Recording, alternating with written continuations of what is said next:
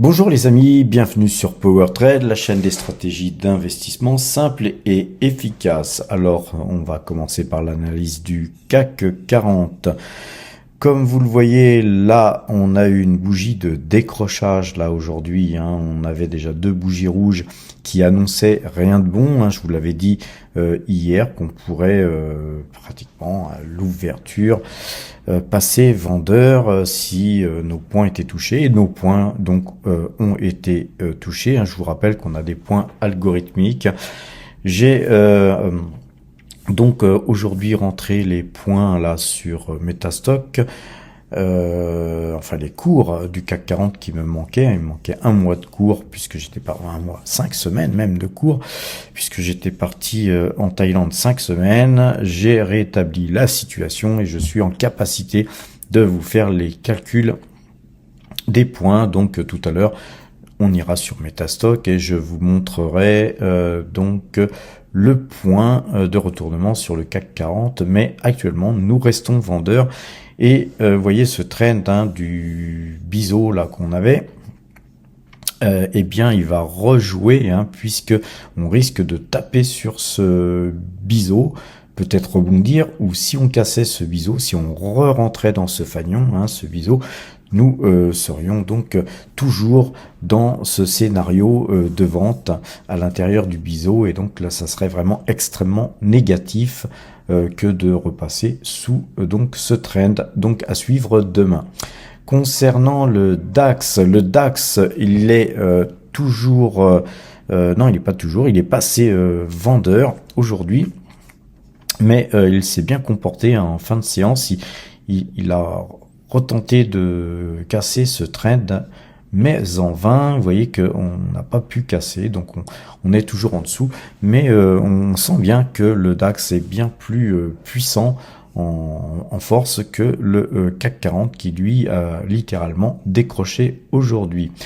Le S&P 500 qui n'est toujours pas clôturé, là on voit qu'on a une bonne velléité de hausse encore concernant le S&P 500 et on voit qu'on a un très beau parcours depuis notre signal d'achat, donc nous restons toujours acheteurs sur donc le S&P 500.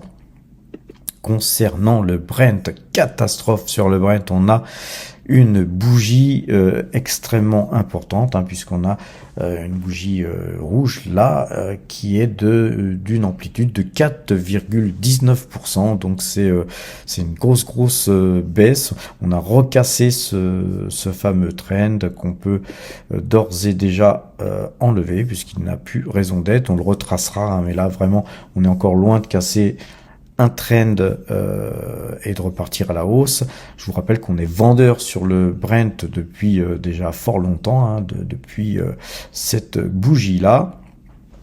Et donc on est vendeur depuis le 25 octobre. Et cette moyenne de jours, 12 jours, elle est toujours à la vente. Et donc nous restons vendeurs sur le Brent. Maintenant, regardons ce qui s'est passé sur Total Energy. Eh bien, Total Energy a une bougie de moins grande amplitude que le Brent, tout simplement déjà parce que le Brent, lui, continuait à coter, alors que Total Energy avait, elle, stoppé ses cotations à 17h35. Ce qui veut dire qu'il est quasiment certain que demain nous allons gaper à la baisse. Nous allons certainement, je pense, ouvrir sur les à vue de nez comme ça, sur les 60 €, quelque chose du genre, et nous allons certainement continuer à baisser sur le titre Total Energy, ce qui me convient bien moi parce que j'aimerais bien en racheter un petit peu avant qu'elle reparte à la hausse. Rappelez-vous, moi j'avais des objectifs sur les 57-58 €, et puis on n'avait pas été plus bas que 59, et je pense que sur ce coup-là, on pourrait aller en deçà, et on pourrait effectivement continuer à racheter les titres qui avaient été vendus, je vous rappelle, sur cette zone des plus hauts à 63, et quelques, hein. Je pense qu'on avait vendu par là 63 euros, disons, et donc voilà, si on pouvait racheter à 57 l'ensemble des titres, ou au moins une toute partie des titres qui avaient été vendus ici, ça serait Byzance pour nous, hein, ça serait super. Et voilà, ne vendons pas la peau de l'ours avant de l'avoir tué. On va analyser encore aussi un petit peu, enfin analyser c'est un grand mot, hein, on va suivre là ce qui se passe sur Coca-Cola. Rappelez-vous, on avait un trend ici qui devait être cassé. D'ailleurs, on va pouvoir l'enlever puisque ce trend n'a plus lieu d'être. On avait cassé ce trend. Voilà, on va le laisser parce qu'il peut y avoir un pullback, hein, sur ce trend et qu'il ensuite permette au cours de repartir de plus belle. Mais pour l'instant, on voit que Coca-Cola se porte merveilleusement bien par rapport à, justement au prix où nous avons acheté, et donc nous conservons notre position sur Coca-Cola de toute façon sur du long terme, hein, puisque Coca-Cola, on ne la joue pas en termes de signaux, on la joue en termes de valorisation. Si elle devient trop chère et que en termes de dividendes, elle nous procure pas assez de dividendes, eh bien tout simplement on sort de la valeur, même si c'est une excellente valeur. Et ensuite, quand on a effectivement des points d'entrée, ou comme on a vu une super baisse pendant de longs mois, ce titre baissé, et puis qu'on a un signal d'achat, eh bien effectivement on se reporte dessus, mais là bien sûr avec des signaux, mais aussi dans une optique de conserver pour le dividende au cas où de toute façon ce titre se comporterait mal, car de toute façon ça reste un excellent titre, une excellente valeur à conserver en portefeuille. Rappelez-vous, concernant aussi Realty Income, moi perso, on en a en portefeuille, hein, on verra le portefeuille PowerTrade aussi après les graphiques là que nous regardons sur TradingView. Là on sent quand même que sur Realty Income ça a l'air de plafonner. On est sur cette zone, hein, des plus hauts qu'il y a eu ici, donc effectivement graphiquement, visiblement c'est difficile à passer, et quand c'est difficile à passer, que fait le marché? Eh bien, il se met à vendre pour pouvoir reprendre de l'élan, pour essayer de revenir casser ce qui était difficile de casser sans élan. Et donc, c'est un petit peu l'image qu'on doit avoir sur les zones difficiles à casser. Il faut imaginer que ce soit une planche, là, tout ce qui est en pointillé, là, qui n'est pas cassé. Donc, si on peut pas la casser à bout portant, eh bien, on va reprendre de l'élan pour pouvoir frapper plus fort, et c'est pas parce que on frappe plus fort qu'on casse la planche non plus, les amis. Et donc parfois ça nous oblige à aller beaucoup plus bas pour reprendre de l'élan de plus belle, et parfois en attendant les opérateurs, les investisseurs perdent confiance sur le titre, les systèmes se mettent tous plus ou moins à la vente, et puis c'est comme ça qu'un titre se retrouve dans les bas-fonds de ses cours les plus bas. Et c'est ce qui pourrait arriver à Realty Income graphiquement, puisque en fait elle est toujours dans une tendance très baissière, même avec la hausse qu'on vient de voir là dernièrement, même si cette moyenne 2 jours, 12 jours a croisé. Moi je reste frileux, je ne vais pas me reporter sur le titre. On attendra des signaux plus forts, et surtout on attendra de voir si on peut pas rechoper la valeur beaucoup plus bas. Regardons à présent les portefeuilles de PowerTrade. On en a 3. On va commencer par le portefeuille débutant qui lui rebaisse évidemment, puisque le titre Total Energy a perdu du terrain. Donc c'est pas avec le peu d'AdSense que nous avons touché hier que nous avons pu compenser la baisse que nous avons subie sur Total Energy. Mais néanmoins, ce portefeuille se porte toujours bien. On verra le graphique sur Metastock tout à l'heure. Il s'adjuge 229,22% depuis le début de l'année. Si vous voulez débuter la bourse et que vous êtes encore non possesseur de titres et que vous n'avez pas de compte, je vous rappelle qu'il y a des liens en description qui vous permettront d'ouvrir un compte en bénéficiant d'une prime de parrainage et si vous le faites, eh bien vous serez en capacité de suivre cette aventure du portefeuille débutant qui a pris quand même pas mal d'ampleur depuis le début de l'année et je rappelle que ce portefeuille a commencé de zéro il y a 15 mois et nous sommes actuellement à la tête d'un petit capital de 1152,26 €, les amis. Alors, les amis, regardons à présent le portefeuille PowerTrade. Le portefeuille PowerTrade, lui, eh bien, il baisse aussi puisque nous sommes extrêmement chargés en valeur pétrolière à l'image de Total Energy. Nous avons du Petrobras et nous avons de l'Ecopétrol. Donc effectivement, ces trois valeurs baissant fortement, eh bien notre portefeuille est quand même lourdement impacté.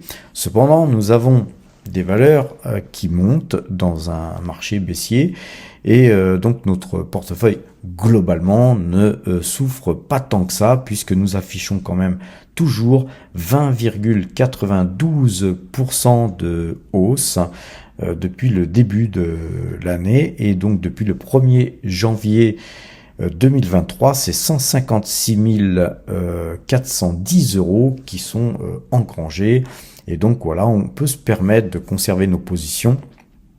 On ne coupe pas sur Total puisque on a confiance en ce titre et puis surtout on a, je vous le rappelle, on a 89 943 €. Vous savez qu'on a le dividende de Realty Income qui va bientôt tomber, donc autant dire qu'on a un peu plus de 90 000 € de cash prêt à faire feu sur Total Energy si des points bas se présentaient. Donc on a tout à fait l'opportunité de le faire puisque nous avons les liquidités nécessaires.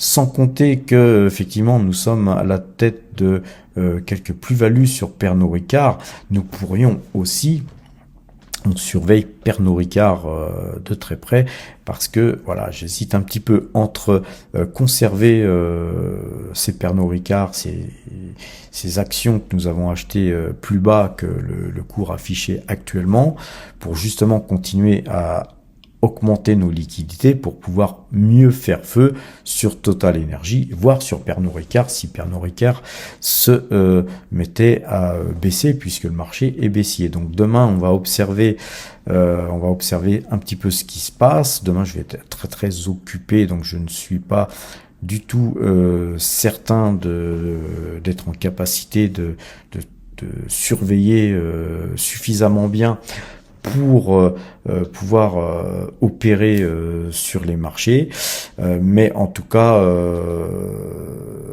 si baisse il y avait sur Pernod Ricard, effectivement je regarderais un petit peu si on pourrait pas au moins alléger sur ce titre l'histoire de sécuriser un petit peu les choses. Vous savez qu'on a quand même pratiquement 21% de hausse depuis le début de l'année et donc tout ça c'est un petit peu une protection qu'on a, mais l'argent ça part vite, il faut savoir protéger ses gains, et protéger ses gains c'est tout simplement extraire de la performance sur les titres qui ont le mieux performé. Alors à présent les amis, regardons le compteur à pépette. Le compteur à pépette, pour ceux qui suivent la chaîne depuis assez longtemps, savent que c'est le moment de faire un petit pouce bleu, de vous abonner si vous découvrez cette chaîne et que vous aimez de quoi on parle et que vous souhaitez gagner du pognon, activez la cloche et partagez avec des amis. Alors à présent, compteur à pépette, le compteur à pépette concernant le CAC 40, lui, eh bien, il nous fait gagner 117 points sur le trade précédent, puisque nous étions acheteurs. On a dû couper ce matin.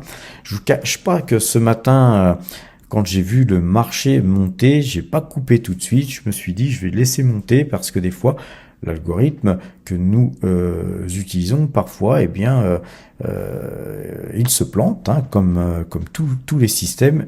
Et puis parfois, avant d'être véritablement bien orienté, des fois, eh bien, le marché va à contre-courant un certain temps. Donc, je me suis dit, je vais laisser le marché monter. Le marché est monté à plus de 7000 et quelques points. Et puis donc, je me suis dit, je vais mettre un stop à 6984. Et puis, effectivement, j'ai dû finalement vendre à 6984. Et 6984, c'est quelque chose qui donc s'est fait et qui nous a fait perdre 2 points, hein, en fait, puisqu'on a clôturé à 6986, les amis. Alors, l'ensemble de tous les trades que nous avons fait sur le CAC 40 depuis 15 mois nous fait gagner 2733 points. Nous avons traité 49 fois gagnant pour 48 fois perdant. Quant au DAX, c'est 261 points qui nous fait gagner sur le trade précédent. Et puis comme nous avons vendu à 15 072, eh bien nous avons une perte de 80 points sur le trade en cours. C'est pas bien méchant. Sachez que sur le DAX, hein, effectivement, ça va vite, hein, le nombre de points gagnés ou le nombre de points perdus. Et comme on est à 25 € le point, forcément, ça pèse dans le compteur à pépettes. Nous avons néanmoins, depuis que nous traitons cet indice, gagné 4508 points avec, pour ce faire, 34 trades gagnants pour 31 trades perdants. Concernant le S&P 500, nous restons acheteurs, hein, sur le S&P 500. Lui, il est toujours orienté à la hausse. C'est maintenant 205 points qui sont engrangés sur le S&P 500 depuis le 7/10/2023. Donc ça marche bien pour le S&P 500 qui affiche 1108 points de gagné depuis que nous traitons cet indice, avec 29 trades gagnants pour 28 trades perdants. Sur le Brent, eh bien, nous gagnons 6,27 pips. Hein. Je vous rappelle qu'on est toujours vendeur sur le Brent, ce qui fait pas notre affaire, hein, puisque nous sommes de l'autre côté sur le portefeuille Power Trade, là où nous avons les plus grosses pauses, 13 acheteurs sur Total Energy, sur Ecopetrol et sur Petrobras. Voilà. En attendant, ce Brent nous fait gagner 37,86 points avec 18 trades gagnants pour 11 trades perdants. Je vous rappelle que c'est avec la moyenne de jours, 12 jours paramétrés à la clôture que nous traitons le Brent. L'euro-dollar, lui, eh bien, il rebaisse un tout petit peu, légèrement aujourd'hui, donc on est toujours bien orienté, hein, sur le dollar, et donc on a pour ce petit résultat de 0,015 pips eu tout simplement 5 trades gagnants et 2 trades perdants. Pour pouvoir faire ça, je vous rappelle que nous traitons l'euro-dollar uniquement depuis le 10 juin, donc ça fait pas longtemps que nous le traitons. On l'a rajouté à notre phase trading très tardivement, tout simplement parce qu'on me l'avait demandé, et que c'est très bien d'avoir le Brent et le dollar en observation, puisque ça nous aide aussi à traiter les marchés et aussi nos actions, hein. Je vous rappelle qu'on est très exposé sur le pétrole, donc le pétrole c'est aussi le Brent et puis c'est aussi le dollar. Alors l'ensemble de ces 5 indices traités sur ce compteur à pépette nous fait gagner 8387 points. C'est 154 646 € qui sont engrangés depuis 15 mois, hein, que nous traitons ces 5 indices. Maintenant, je vais vous montrer les graphiques, hein, sur Metastock concernant justement ce compteur à pépette. On verra aussi le portefeuille débutant et aussi le CAC 40, puisque j'ai enfin rentré toutes les données me permettant de calculer le point sur le CAC 40. Mais de toute façon, je vous le redonnerai demain de par un short puisque j'ai pas encore les points du DAX ni du S&P 500. Regardons un petit peu Metastock à présent.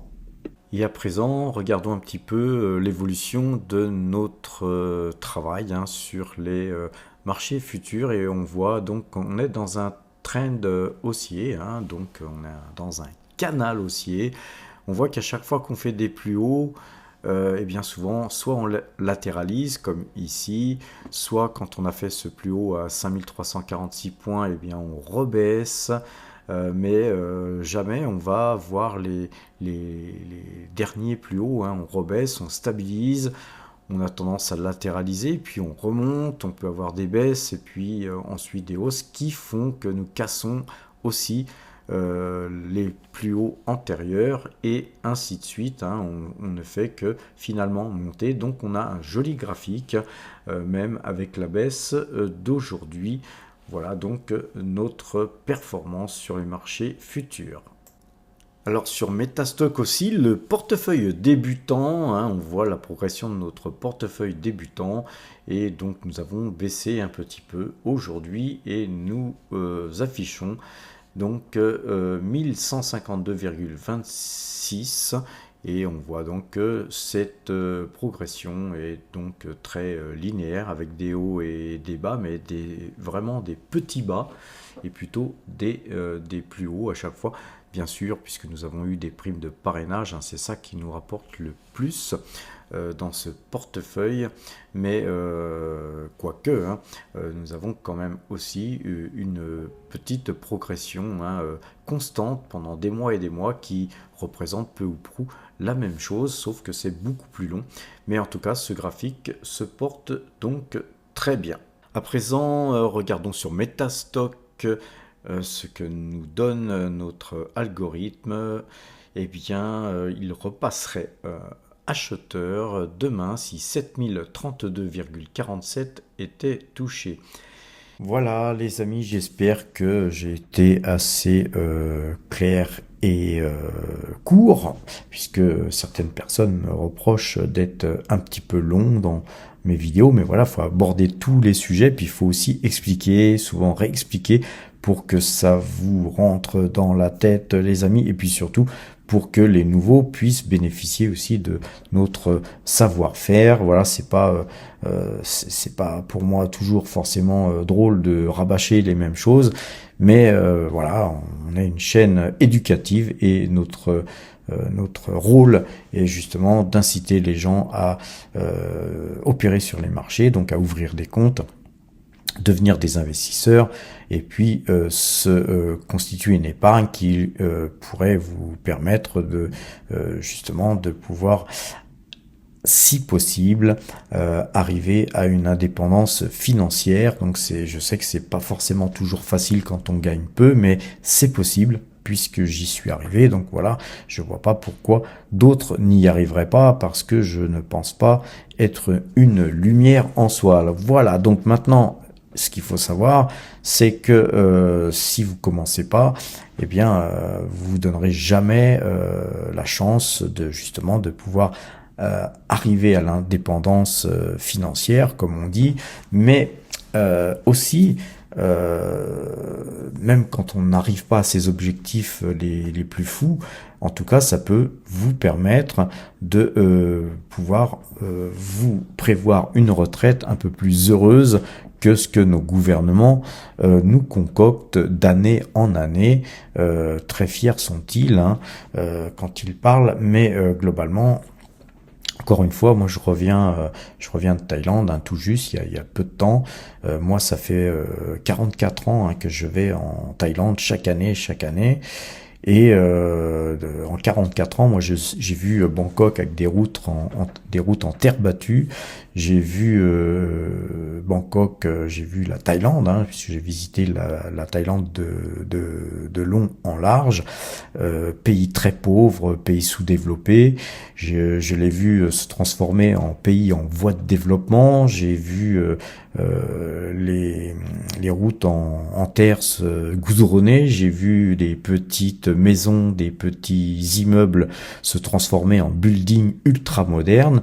J'ai vu le métro se construire, j'ai vu les lignes de métro s'étendre, j'ai vu les gens s'enrichir. Maintenant, on voit des Ferrari, des Porsche, des Mercedes, des bagnoles que vous voyez même plus sur Paris, puisque voilà, dans le même temps, quand ce pays, et puis il y en a d'autres, des pays comme la Thaïlande, se sont enrichis, se sont développés, où la population s'est éduquée, puisqu'on a une population extrêmement éduquée en Thaïlande par rapport à mon avis, en tout cas, à la population française, puisque effectivement, on met tellement d'argent dans l'éducation nationale que quand on voit le résultat, on peut quand même se poser des questions.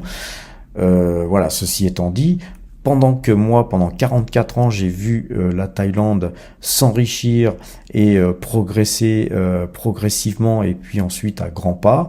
Et à chaque fois que moi je revenais de mes voyages de Thaïlande, j'ai vu moi la différence, un petit peu comme deux graphiques qu'on superpose pendant que la Thaïlande montait. Et je peux parler de la Thaïlande, mais c'est aussi l'Asie du Sud-Est. Pendant que ces pays montaient, eh bien la France descendait, dégringolait même, puisque il se passe pas 3 mois sans qu'on ait une régression de ci ou de ça en France, que ce soit au niveau salarial, au niveau des augmentations de prix qu'on peut avoir, aussi bien que ce soit la Poste qui augmente ses timbres d'année en année, que ce soit le Pass Navigo, autrefois c'était la carte Orange, maintenant c'est le Pass Navigo, mais ça ne fait qu'augmenter dans des proportions souvent plus importantes que l'inflation. Les hausses des prix, les impôts qui augmentent tout le temps, puisqu'on a des taxes foncières même dernièrement qui ont explosé. Donc c'est sans arrêt des régressions. Et puis alors maintenant on voit que on a un climat extrêmement malsain aujourd'hui. On sent vraiment qu'il y a un petit peu une haine des autres. Alors les haines des uns sont pas forcément les haines des autres, mais globalement on est dans un pays qui périclite, et donc les seules choses qu'ils savent faire pour essayer d'augmenter soi-disant notre confort, c'est augmenter nos impôts, ce qui fait que ça finit par rendre les gens de plus en plus pauvres.